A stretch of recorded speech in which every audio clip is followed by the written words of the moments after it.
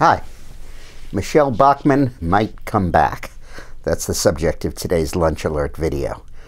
Yesterday we talked, I don't know if you saw my Lunch Alert yesterday, but we talked about how the Deficit Reduction Commission is likely to recommend tax increases, literally tax increases coming to over $600 billion over a 10-year period. And when they do that, all hell is going to break loose in the Tea Party movement. I mean, they're absolutely going to have a fit. And Boehner, her speaker, will probably attempt to jam through that program with moderate, rhino-like Republicans and Democrats and kind of craft together a bipartisan majority, which will leave the 60 to 100 conservative Republicans out on the right flank with nothing to do but vote no. And if that happens, I believe Michele Bachmann will rally those forces and could become a very significant factor again in the presidential race. Let's remember why she was once almost a frontrunner. I think she had her picture on the cover of Time magazine. She was the first one to go up and then come down.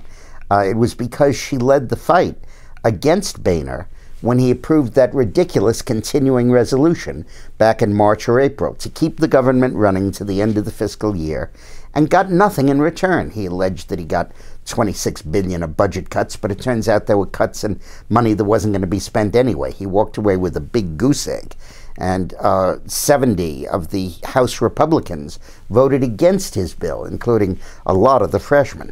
And the Tea Party groups were outraged. They threatened primaries, they had rallies, they had phone calls. We talked about that, I think, ourselves, and I did a lot of work on that. And then Boehner learned his lesson.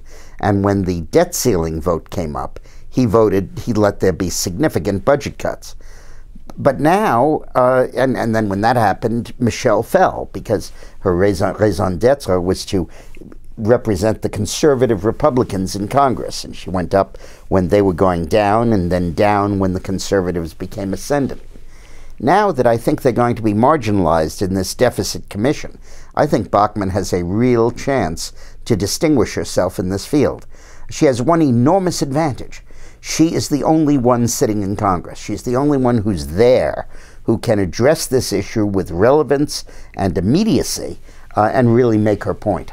And I think that if Boehner moves far away from the consensus of the Republican Party, that may animate Michele Bachmann, and she may get right back into this race. Remember, she didn't have any negatives that forced her down. There were no sex harassment suits or personal baggage or bad positions on immigration or omissions during a debate. None of that. It was just simply that Perry stole her thunder and that she lost a lot of her impetus because she won and was so successful in moving the Republican Party to the right in Congress. So she may be back.